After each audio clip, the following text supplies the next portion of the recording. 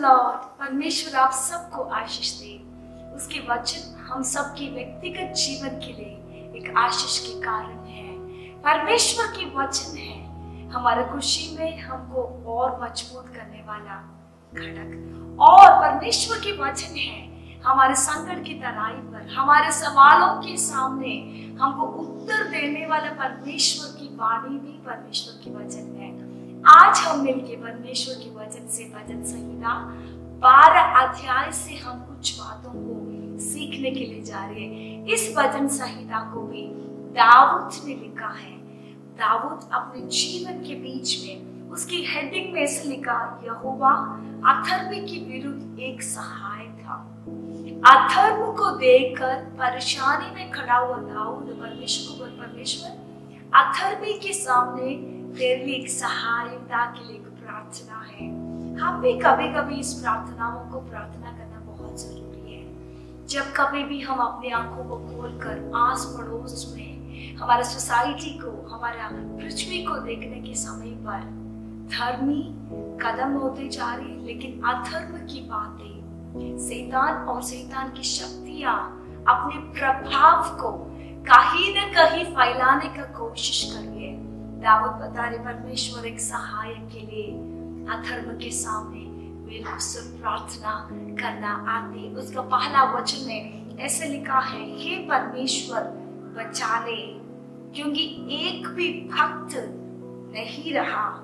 मनुष्यों से विश्वास से योग्य लोग मर मिटे हैं। कितना एक बड़े बात दाऊद बता रहे परमेश्वर के सामने। उसकी जुबानों से बहुत बार परमेश्वर की वर्णन को बहुत ब्यूटीफुली भी दाऊद ने किया है, लेकिन उसने कुछ बातों को देखा, अधर्म की बातों को आस पड़ोस में देखा, अपने जीवन की अनुभव से प्रार्थना के समान परमेश्वर से बोले, परमेश्वर मैंने देख रहे, खुदा तू बचा ले, क्योंकि एक भी भक्त नहीं रहा। मनुष्यों से विश्वास योग्य लोग मर मिटे हैं। मीका की पुस्तक उसके 7 अध्याय उसका 2 वर्ष में भी ऐसे लिखा है, भक्त लोग पृथ्वी से नष्ट हो गया। भविष्यवक्ता मीका उस जमाने की परिस्थिति को देख के बोले, परमेश्वर भक्त लोग पृथ्वी से मिट और नष्ट होना शुरू हो गया। The godly person has perished from the land. परमेश्वर के भक्तों को, परमेश्वर के भविष्यवक्ताओं को, परमेश्वर का सेवक को, परमेश्वर से अपने रिश्ता रखा हुआ लोगों को दुख लगती है। वो सिर्फ अपने परिवार के बारे में नहीं सोचती, आस पड़ोस की बात भी उसको पिंच करना शुरू करती है।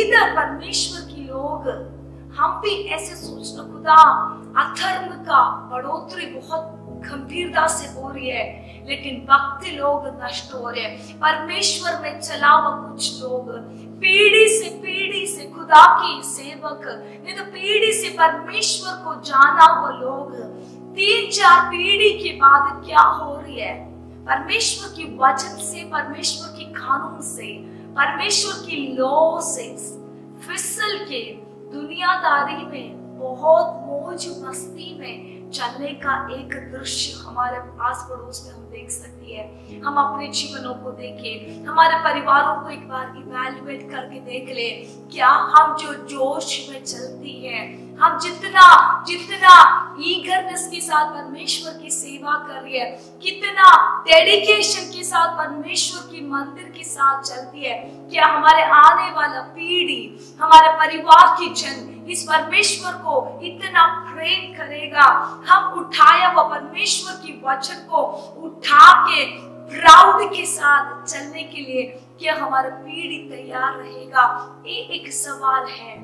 मीका भविष्यवक्ता आस पड़ोस को आंखों लगा के बोले, परमेश्वर भक्त पृथ्वी से नष्ट हो रही है।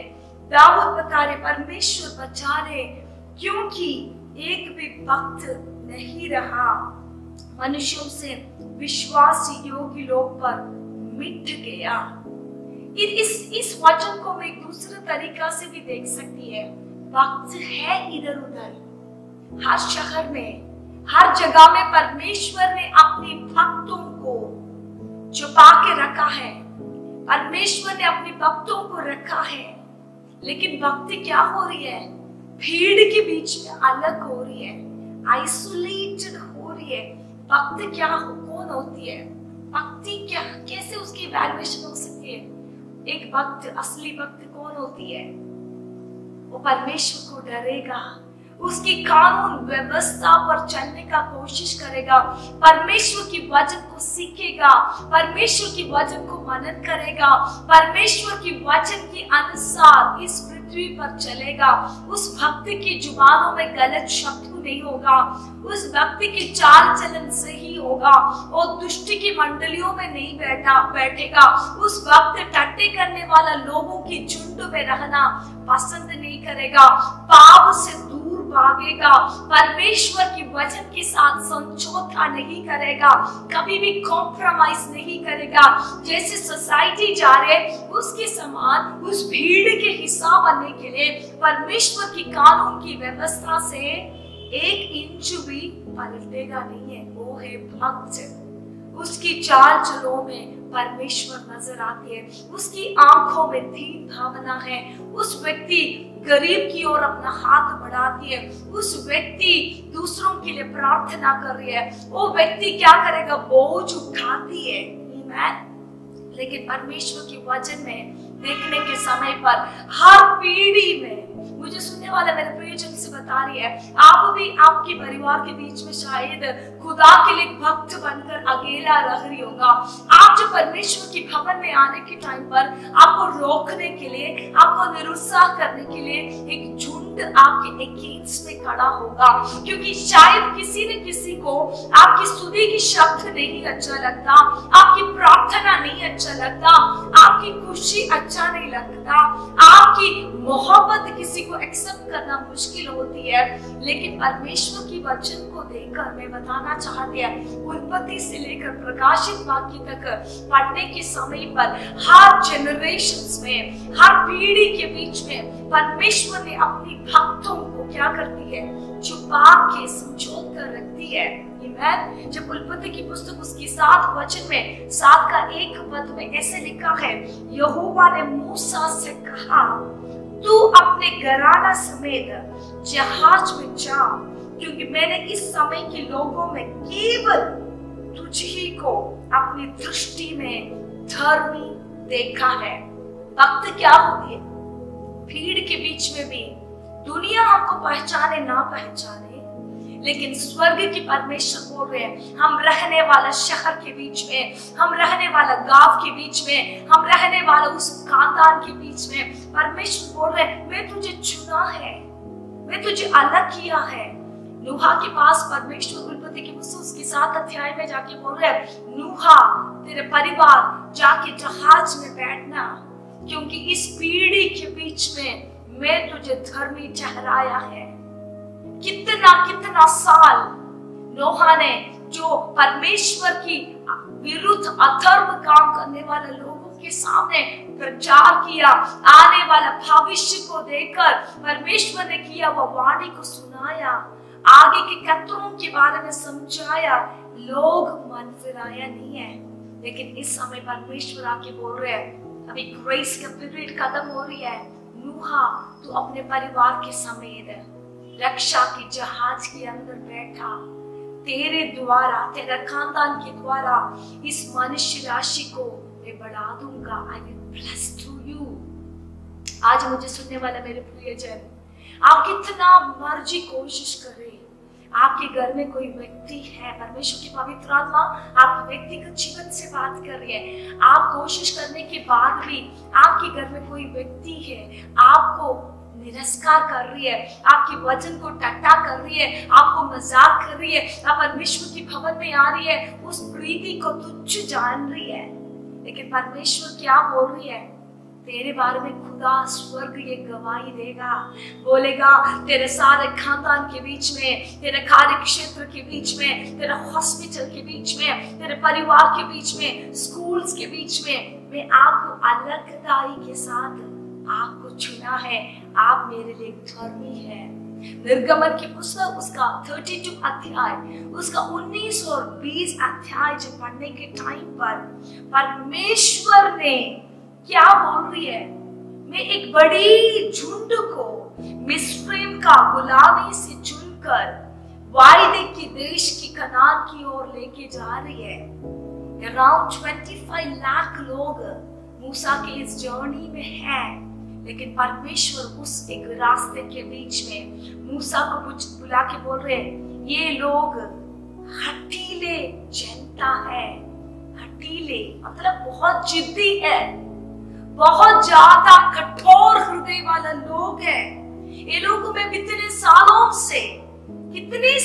से मैंने क्या कर रही है, मन्ना खिला रही है, स्वर्ग की खाना खिला रही है, समय समय पर पानी के इंतजाम कर रही है, सब कुछ करने के बाद भी ये जन हठीले जन है। लेकिन तेरे द्वारा मुझे उद्देश्य है, परंतु तुझसे एक बड़ी जाति मैं उपजा दूंगा। कितने बड़ी बात। स्वर्ग की परमेश्वर इस जनता को देख के बोले, मूसा तेरे साथ 25 लाखों की झुंड है, लेकिन जब मेरी आंखें परखने के टाइम पर ये लोग हठीली जन है, लेकिन परंतु तुझसे मैं एक बड़ी जाति को उपजा दूंगा। ईमान, इस जीवन के साथ परमेश्वर की इतना बड़ा एक योजना था। एलियाह की जिंदगी पहला राजा उसका 18 अध्याय जब हम अच्छे से पढ़ने के टाइम पर एक भक्त एक भीड़ के बीच में खड़ा है। एक जगह में अहाब है, जज़ेबेल है, उसकी 100 भविष्यवक्ता है। परमेश्वर के लिए एक बहुत बड़ा भली की बात हो रही उधर, लेकिन स्वर्ग की आग उतर कर एलिया की याग पर प्रसन्न हो रही है। लेकिन क्या हो रही है, सब जन एलिया के खिलाफ में हो रही है। यहोवा की भविष्यवक्ता के समान यहोवा के लिए खड़े होने वाले एक भक्त को परमेश्वर ने उस जगह से चुना था। परमेश्वर उसके जीवन को देख के बोल रहे, एलिया तेरे जीवन से मुझे एक उद्देश्य है।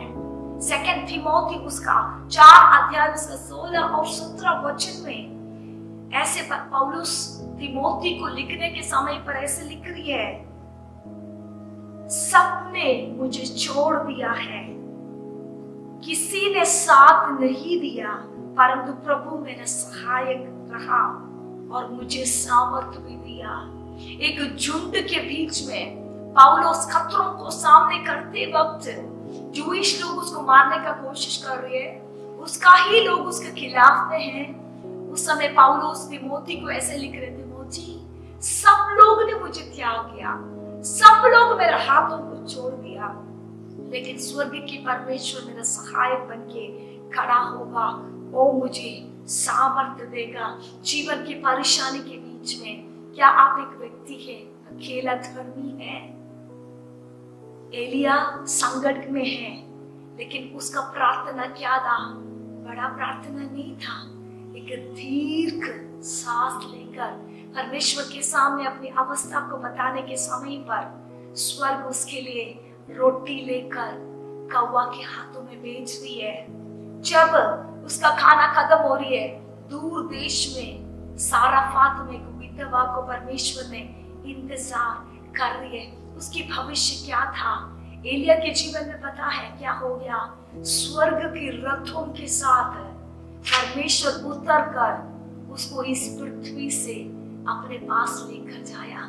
उसकी बड़ा उद्देश्य क्या था? नूहा की लाइफ की उद्देश्य क्या था?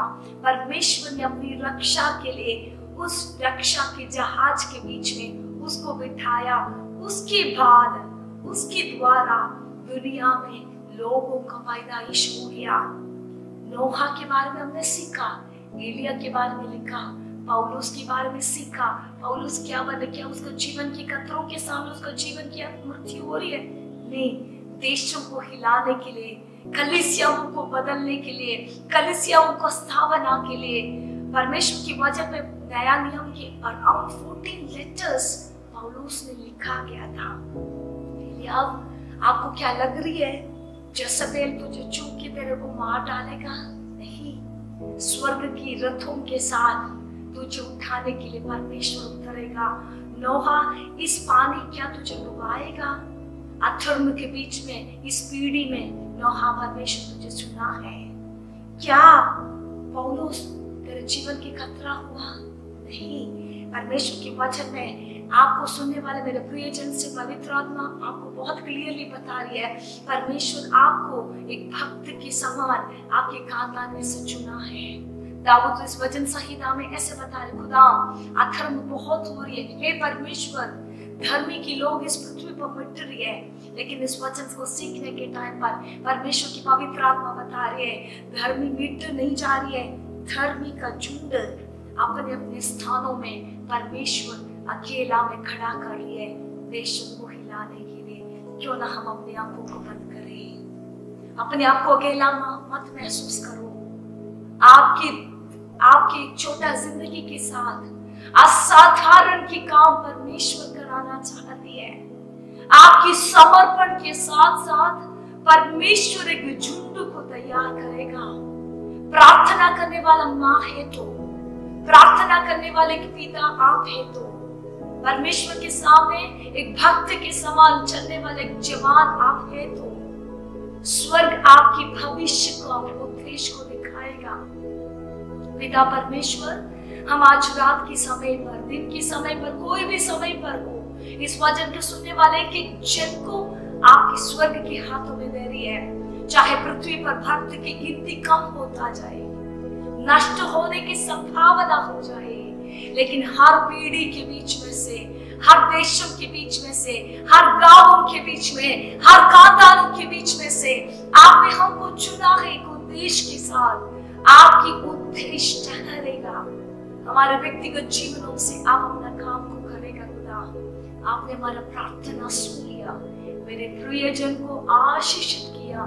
धन्यवाद पिता, ये प्रार्थना मानते हैं प्रभु यीशु मसीह के नाम से। Amen. Amen. Amen. God bless you.